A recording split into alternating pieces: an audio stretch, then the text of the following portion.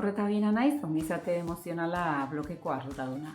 Saio hauen bidez, lortu behar duguna da gure burua hobeto ezagutzea, gure autoestima hobetzea eta azkenik ere autokontrol hori irabaztea, ez? Hori da nahi behar dugu espazio seguru batean, taldearen babesarekin, ariketa batzuen bidez, ez? Oso parte hartzailea izango den saio batean. Eta, ikasiko duguna da hori pentsamenduak eta eraldatzen, gure gorputza hobeto entzuten, eta amorrua, tristura, beldurra, horrelako emozioak ere besarkatzen eta hobeto kudeatzen. Beraz, animatzen zaituztet parte hartzera eta laizter arte.